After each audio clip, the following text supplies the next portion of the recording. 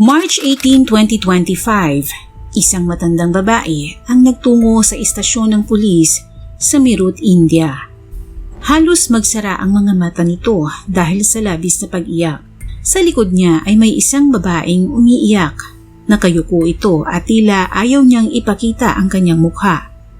Hindi pa man nakakapagtanong ang mga pulis, ay walang ano-ano'y biglang sumuntok sa lamesa ang matandang babae. At ang sumunod nitong sinabi ay gumulat sa mga taong naroon.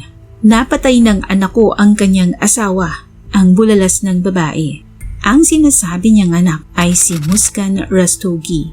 Ang pangalang kalaunan ay pag-uusapan sa buong India. Bakit nga ba humantong sa madugong kamatayan ang buhay ng isang lalaking mapagmahal at walang ginawa kundi unahin ang kapakanan ng kanyang asawa at anak? Ito ang kaso ni Muskan Rastogi at ang kanyang hindi kapani-paniwalang dahilan kung bakit niya nagawang patayin ang sarili niyang asawa.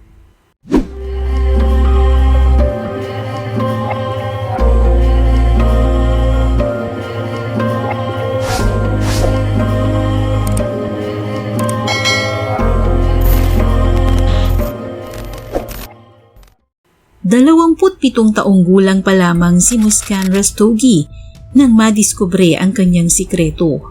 Ang kanyang asawang si Saurabh Rajput ay inireport na nawawala simula pa noong March 4, 2025. Subalit noong March 18, kinaladkad siya ng kanyang ina sa istasyon ng pulis upang sumuko sa mga otoridad. Kasama nitong sumuko ang nobyo nitong si Sahil Shukla. Tinanong si Muskan ng mga pulis kung nasaan ang katawan ng biktima. Subalit imbes na sumagot, ay sinamahan niya ang mga pulis sa bahay na tinirahan nila ng kanyang asawang si Saurabh. Kung susuriin ang bahay ay tila wala itong bakas na may naganap na madugong krimen sa loob hanggang sa ituro ni Muskan sa mga pulis ang isang asul na drum na sinelyuhan ng semento. Ilang ulit nang sinubukan ng mga pulis na buksan ng drum. Subalit dahil sa nanigas na semento ay nahirapan sila ng husto, kaya nagdesisyon silang ipadala ito sa mortuary. Doon biniyak ang drum at ang inaasahan ng mga pulis na laman ng drum ay tumambad na nga sa kanila ang pira-pirasong labi ni Saurabh na halos imposible nang makilala at maisailalim sa autopsy. Pag-amin ni Muskan na pinainom niya ito ng pampatulog at sa kanila ito pinatay gamit ang butcher knife at razor blade. Upang mas maintindihan natin ang punot dulo ng krimen ay balikan natin ang nakaraan, may ilang taon na ang nakalilipas. Si Saurabh Rajput ay isang merchant navy officer na sipag, determinado at mapagmahal sa kanyang pamilya. Nakilala niya si Muskan Rastogi at agad siyang naakit sa kagandahan nito. Agad siyang nag-propose kay Muskan sa kabila ng pagtutol ng kanyang pamilya. Hindi sila pabor sa pagpapakasal ni Saurabh kay Muskan, kaya isang masakit na desisyon ang ginawa ni Saurabh, labag man ito sa kanyang kalooban. Umalis siya sa poder ng kanyang mga magulang at piniling samahan ang babaeng kanyang minamahal. Nagpakasal sila noong 2016, ngunit hindi naglaon ay pinaboran na rin ito ng kanyang mga magulang. Subalit muling umasim ang relasyon ni Saurabh sa kanyang pamilya nang magdesisyon itong mag-resign bilang Navy officer. Habang ang sariling pamilya ni Saurabh ay tinalikuran siya, buong puso naman siyang tinanggap ng pamilya ni Muskan, lalong-lalo na ng ina nitong si Kavita. Si Saurabh daw ang anak na hindi siya nagkaroon. Isang tila perpektong pamilya ang noon ay binubuo ni Saurabh at Muskan, lalo na nang biyayaan sila ng anak na babae noong taong 2019. Sa parehong taong ding iyon ay nagsisimula na pala ang isang maitim na trahedya. Sa taon ding kasing ito, nagsimulang magkaroon muli ng koneksyon si Muskan kay Sahil Shukla. Dati niya itong kaklase at crush na crush niya ito noong high school. Nagsimula silang mag-chat gamit ang WhatsApp. Noong una ay mga kaswal na mensahe lang ang ipinapadala nila sa isa't isa hanggang sa mauwi sa mga malalaswang usapan. at ito'y nauwi sa bawal na pagkikita. Hindi nga nagtagal ay nabuo ang isang bawal na relasyon sa likod ni Sohrab. Sa Snapchat sila nag-uusap sa pamamagitan ng chat at mabilis nila itong dinidelete matapos itong basahin upang hindi sila mahuli ni Sohrab.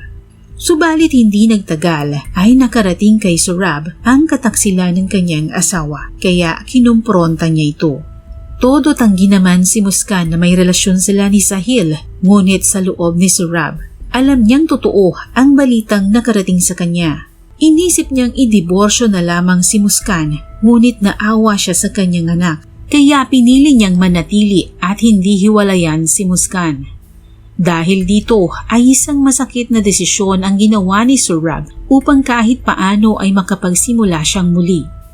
Umalis siya patungong London at doon ay nakakuha siya ng trabaho sa isang bakery.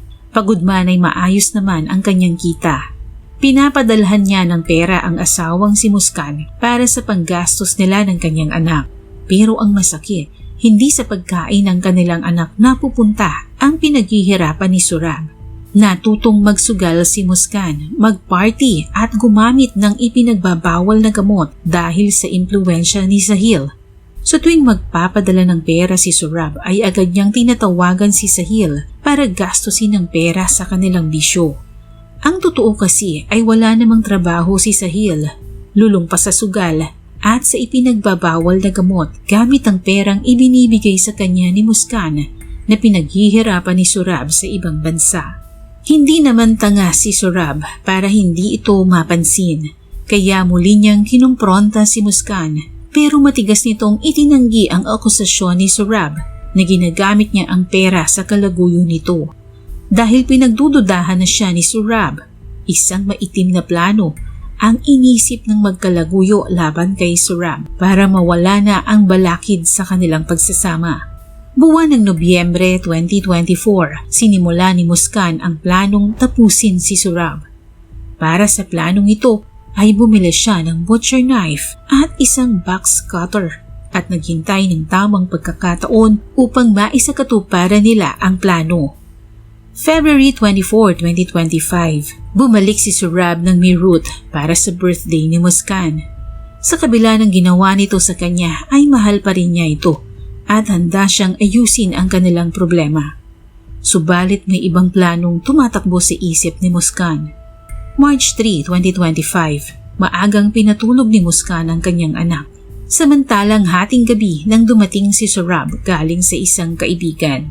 Pagdating niya ay naghihintay ang maganda niyang misis at pagkain na nakahain sa hapagkainan na ayon kay Muskan ay iniluto ng kanyang ina.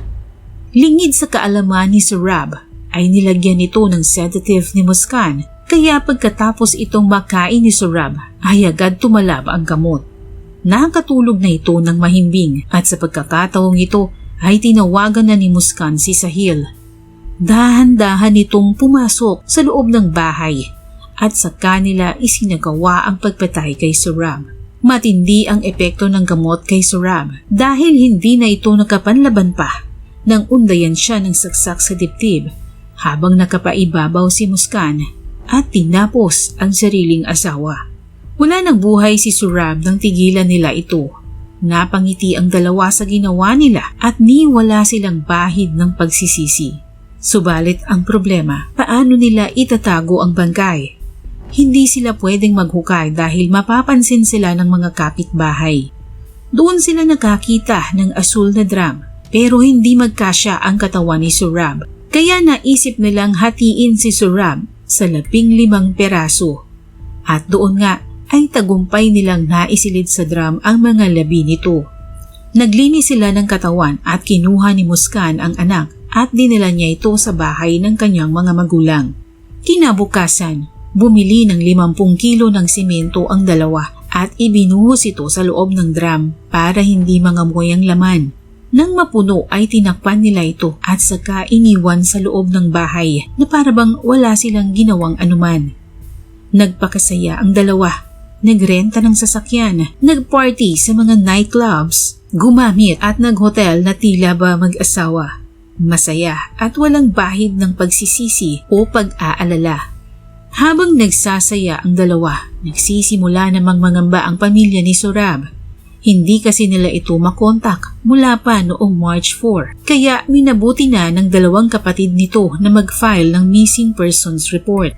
March 18, nang magbalik si Muskan at Sahil, muli nilang nakita ang drum kung saan naroon ang ebidensya ng kanilang krimen. Kinabahan sila sa unang pagkakataon na baka may makakita ng drum o kaya'y mangamoy ito, kaya minabuti ni Muskan na umupa ng mga taong magtatapon ito. Pero habang binubuhat ito ng mga lalaking kinausap ni Muskan para itapon ng drum, bumagsak ito dahil sa bigat. Natanggal ang takip at tumambad ang sementadong loob ng drum. Napakabaho ng amoy kaya't sila'y napaatras. Kaya naman nagtaka sila kung ano ba talaga ang laman noon. Dahil nagduda na, ay agad silang umalis ng walang paalam. Doon nagtaka si Muskan kung bakit umalis ang mga ito nang hindi nagpapaalam. Ganun pa man, kinutuban siya at nagbalot ng labis na pangamba. Alam niya, buko na ang kanilang sikreto. Hindi na siya makapag-isip kaya dali-dali siyang nagtungo sa bahay ng kanyang mga magulang. Umisip siya ng alibay at nagka-ideya na isisi sa kapatid ni Surab ang pagpatay kung ito'y mapapanindigan niya ng tama.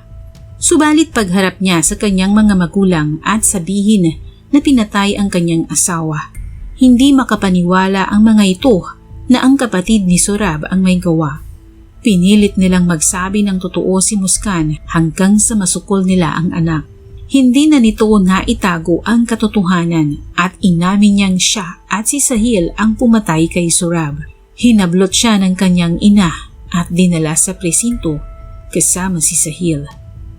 Sa investigasyon ng mga pulis, inamin ng dalawa na noon pang nakaraang taon ng 2024 sa buwan ng Nobyembre nang planuhin nila ang pagpatay kay Surab. Ngunit habang lumalalim ang investigasyon, lalo namang nagiging masalimuot ang kaso. Ayon kasi kay Muskan, sinunod lamang niya ang utos ng namatay na ina ni Sahil. Ito raw ang dapat na mangyari na mamatay sa kamay niya ang kanyang asawang si Surab. Hindi sana gustong patayin ni Sahil si Surab, pero pinilit siya ni Muskan dahil ito raw ang nais ng kanyang ina na matagal nang namayaba. Kasalukuyan pa ring nililitis ang kasong ito sa hukuman at kung tatanungin ng mga magulang ni Muskan, wala silang hiling kundi maparusahan ng kamatayan ang dalawa sapagkat ito raw ang nababagay sa ginawa nilang kasalanan.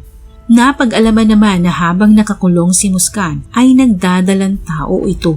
Subalit kailangan pang isailalim sa paternity test kung sino ang ama ng bata. Kung kay Surab, nakahanda ang pamilya nitong kunin at palakihin ang bata. Ano sa palagay mo ang magiging hatol sa dalawang ito? I-comment mo na yan sa ibaba at maraming salamat sa muling panunood.